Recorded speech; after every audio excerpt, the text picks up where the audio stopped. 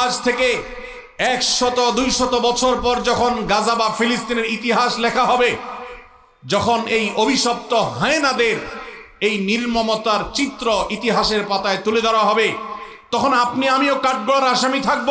কারণ তখনকার মানুষেরা, তখনকার জেনারেশনেরা আলোচনা করবে তখন পৃথিবীতে যে শত শত কোটি মানুষ বসবাস করেছিল, সে মানুষগুলো কিভাবে এতগুলো মানুষের সামনে পৃথিবীর ছোট্ট একটা ভূখণ্ডের মধ্যে এইভাবে মানুষকে হত্যাযজ্ঞ চালানো হয়েছে, নির্মমতা করা হয়েছে, শিশুদের সামনে বাবা মাকে খুন করা হয়েছে, বাবা মার সামনে শিশুদেরকে টুকরা টুকরো করা হয়েছে, কিভাবে এই নির্মমতা চালানো হয়েছে বিশ্বের শত শত কোটি মানুষ, তারা তখন কি করেছে।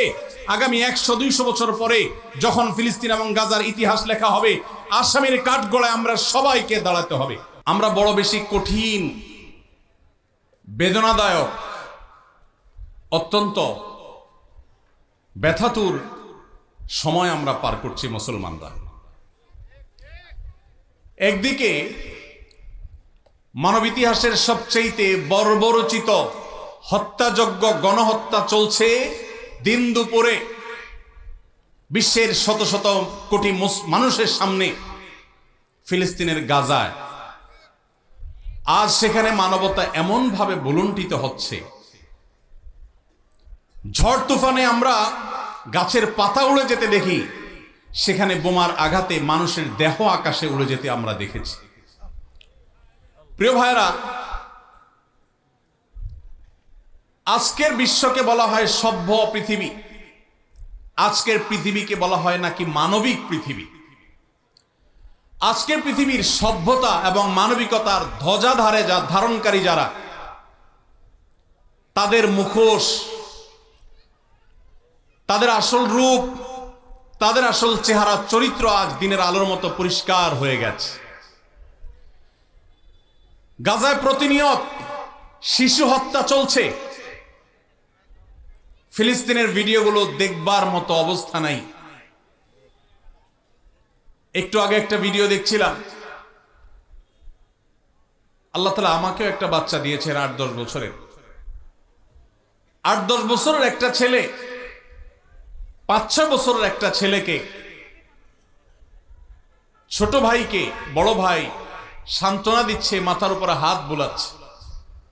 ছোট ভাই বড় ভাইয়ের কোলে মাথাটা রেখে চোখের পানি ফেলছে, অঝরে কাঁদছে, কারণ তাদের বাবা মাকে শহীদ করে দেয়া হয়েছে। বড় ভাইটা ছোট ভাইয়ের মাথার উপর হাত বুলাচ্ছে আর তাকে সান্ত্বনা দেওয়ার চেষ্টা করছে, ব্যর্থ চেষ্টা। শত সহস্র শিশু আজ এতিম হয়েছে, শত সহস্র মা বাবার বুক আজ খালি হচ্ছে। যারা নারী অধিকার নিয়ে পান থেকে চুন খসলেই চিৎকার চেঁচামেচি করে, সেই মানুষগুলো আজ পাথর হয়ে গেছে। তাদের চোখের সামনে শত সহস্র মা বোনকে আজ খুন করা হচ্ছে। প্রেগনেন্ট মহিলাদেরকে রেখে সেই হসপিটাল বম্পিং করে উড়িয়ে দেওয়া হচ্ছে। আজ সেখানে শিশুদের আর্তনাদে আকাশ পাতাল ভারী হয়ে উঠছে। কোন স্থাপনার সেখানে বাকি নাই যেটা ভেঙে চুরে গুড়িয়ে দেওয়া হয়নি।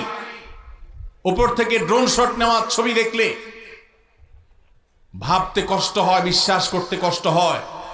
একটা শহর, একটা জনপদকে এইভাবে মাটির সাথে মিশিয়ে দেওয়া যায়। সবচেয়ে অবাক করা বিষয় হলো, এই হায়নারা, এই অভিশপ্ত ইহুদিরা, এদের সবচেয়ে বেশি সমর্থন প্রকাশ্য দিবালোকে যারা করে, তারাই আমাদেরকে সবচেয়ে বেশি সকাল বিকাল মানবতার সবক শুনাইতে আসে। প্রিয় ভাইরা আমার, আজ পৃথিবীর তথাকথিত সভ্য, তথাকথিত উন্নত দেশগুলো প্রকাশ্য দিবালোকে এই অভিশপ্ত দেশকে তারা সমর্থন করছে, যারা মুসলমানদেরকে তাদের ভূখণ্ডে যুগ যুগ ধরে আজ খুন করে আসছে, তাদের রক্ত নিয়ে হোলি খেলা মেতে উঠেছে। আজ সেখানে মানবতার চিৎকারে, আর্তচিৎকারে আকাশ পাতাল ভারী হয়ে উঠছে। আজ থেকে 100-200 বছর পর যখন গাজা বা ফিলিস্তিনের ইতিহাস লেখা হবে, যখন এই অভিশপ্ত হায়নাদের এই নির্মমতার চিত্র ইতিহাসের পাতায় তুলে ধরা হবে, তখন আপনি আমিও কাঠগড়ার আসামি থাকব। কারণ তখনকার মানুষেরা, তখনকার জেনারেশনেরা আলোচনা করবে তখন পৃথিবীতে যে শত শত কোটি মানুষ বসবাস করেছিল, সে মানুষগুলো কিভাবে এতগুলো মানুষের সামনে পৃথিবীর ছোট্ট একটা ভূখণ্ডের মধ্যে এইভাবে মানুষকে হত্যাযজ্ঞ চালানো হয়েছে, নির্মমতা করা হয়েছে, শিশুদের সামনে বাবা মাকে খুন করা হয়েছে, বাবা মার সামনে শিশুদেরকে টুকরা টুকরো করা হয়েছে, কিভাবে এই নির্মমতা চালানো হয়েছে বিশ্বের শত শত কোটি মানুষ তারা তখন কি করেছে। আগামী 100-200 বছর পরে যখন ফিলিস্তিন এবং গাজার ইতিহাস লেখা হবে, আসামির কাঠগড়ায় আমরা সবাইকে দাঁড়াতে হবে। আল্লাহর কাছে আমরা ক্ষমা চাই, হে আল্লাহ আপনি আমাদের অক্ষমতাকে মাফ করে দিন, আমাদেরকে আপনি সক্ষমতা দান করুন। মুসলমান দেশগুলোর যারা তথাকথিত নেতা হিসেবে দায়িত্ব পালন করছে, আল্লাহ আপনি তাদের ঈমানি চেতনা বৃদ্ধি করে দিন, তাদেরকে মুসলমান হওয়ার তৌফিক দান করুন, তাদেরকে মানুষ হওয়ার তৌফিক দান করুন। ভাইরা আমার, ফিলিস্তিন ইস্যুতে আমার 3টি কারণে অনেক বেশি অনুতাপ হয়, আফসোস হয়, আক্ষেপ হয়।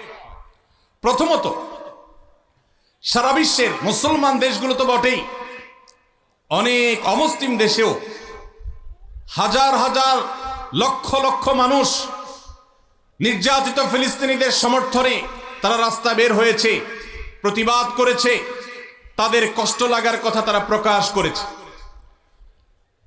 পৃথিবীর দ্বিতীয় বৃহত্তর মুসলিম দেশ বাংলাদেশ, এদেশের মানুষের মধ্যে ধর্মীয় আবেগ অনেক বেশি, আমরা অন্যের কষ্ট এভাবে দেখতে পারি না। এত সত্ত্বেও এই দেশে আজও পর্যন্ত ফিলিস্তিনিদের প্রতি সহমর্মিতা প্রকাশ করে একটি উল্লেখযোগ্য লক্ষ লক্ষ মানুষের কোন গণজমায়েত এই দেশের মাটিতে এখনো পর্যন্ত হয় নাই। আমার লজ্জা হয়, কষ্ট হয় যখন দেখি ফিলিস্তিন ইস্যুতে প্রত্যেক দল আলাদা আলাদা ব্যানার নিয়ে 2-4-10 হাজার মানুষ নিয়ে তারা প্রতিবাদ করে। এটাকে ফিলিস্তিনিদের সমর্থন নাকি নিজের দলীয় প্রচারণা, একমাত্র আল্লাহ তাআলা ভালো জানেন। আমরা ফিলিস্তিন ইস্যুতে সকল দল মত চিন্তা দর্শনের ঊর্ধ্বে উঠে মানবিকতার জায়গা থেকে সবাই এক কাতারে দাঁড়িয়ে একটি বারের জন্য বিশ্বকে আমরা জানিয়ে দিতে পারি, বাংলাদেশের মানুষজন আমরা ফিলিস্তিনি মাজলুম মানুষদের সাথে আছি। আল্লাহ আমাদের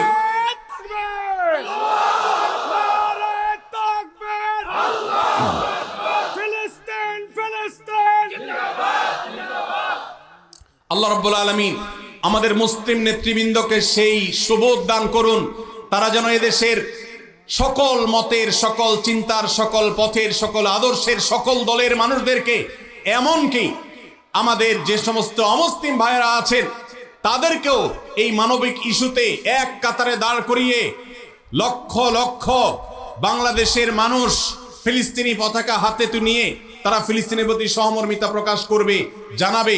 এই চেষ্টাটা আমরা করতে পারি কি পারি না ইনশাআল্লাহ। আল্লাহ আমাদের সবাইকে সেই তৌফিক দান করুন। এই ইতিহাস এই দেশে রচনা হোক, আমরা সেই দোয়া রব্বে করিমের কাছে আজকে ফরিয়াদ করছি। আল্লাহ আমাদের এই একটা মিছিল, একটা প্রতিবাদ, একটা বার্তা বিশ্ব মিডিয়াকে দেওয়ার মতো কাজ এখনো পর্যন্ত এই ভূখণ্ড থেকে আমরা করতে পারি নাই। এর চেয়ে বড় লজ্জার বিষয় আর কিছু হতে পারে না। অমুসলিম দেশগুলো, জাপানের মতো দেশে হাজার হাজার মানুষের বিশাল বড় গণজমায়েত হয়, সেখানে এই অভিশপ্তদের এমবাসি ঘেরাও করার মতো ঘটনা ওই সব দেশে ঘটে।